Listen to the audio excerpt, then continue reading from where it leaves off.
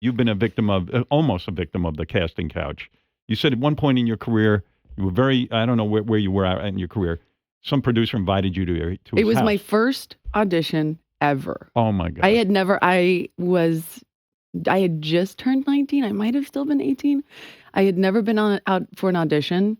I asked this modeling agent if she heard of anything, like I was going to give this acting thing a try. She said, yep, go to this guy's house. It's on Saturday at 9. Seth, all of your auditions are done at the house? At my house on Saturdays at 9 in the morning. When you're a little foggy, your guard is down. No, it was 9 p.m. Oh, my God. Oh, even weird. Called a date. Yeah, at 9 p.m. There should be a law against that, right? I mean, but you would think your agent or somebody... Well, I didn't have an agent. But you think somebody would have thought... I don't think she had a clue either. She was just like, I guess this is what they do. And the guy's a big deal, and he's famous. He was a very big deal, and is still a big deal. Whoa. Yeah. So on a Saturday night at 9 o'clock, you go over to audition for a film. Yeah. And how does that play out? What happens? I knocked on the door, and he opened up the door, and he was in his pajamas. Barefoot. First of all, why do guys think they're gonna like? Why do guys think showing your dick to someone is gonna turn them on? It's embarrassing when any guy thinks they're sexy at all. Even sexy guys should not act as though their physical being is in any way tempting. That can't be a good look on any level. And by the way, I just want to clear. I mean, I don't know, Robin. Do you agree? Like, we don't want to see you just pull out your dick. No, that's exactly right. So you go to the guy's house. Yeah. It's Saturday night, and I'm sure and here he answers the door in the pajamas. Do you just turn around and say, I should have. I didn't. Pajamas are not a good look on a man. No. But he had a very healthy ego. He felt very good about himself. There was some kind of music playing in the house. ND music. A lot of never good. Cold marble and crystal. And then we sat down and we started talking. He sat very close to me. That was strange.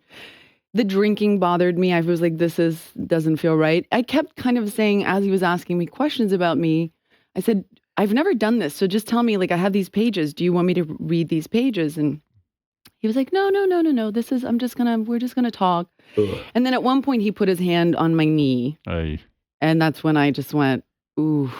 And it's crazy. And girls talk about this where you just go blank. Like you don't know what to do.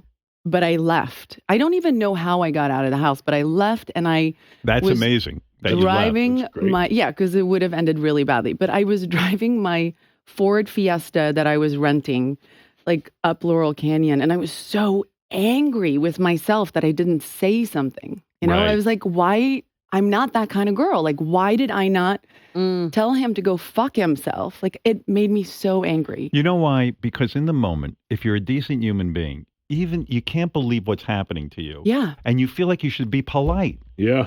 It's weird. And then afterwards you go, why am I so fucking polite? Yeah, exactly. Why am I such a good boy or good girl? Can people get murdered because they're polite? There's books about how most people would rather not be impolite and keep themselves out of mortal danger than potentially hurt someone else's feelings. Yeah. Which is crazy. It took me 8 years for this thing to come full circle because he offered me a job. Whoa. Oh.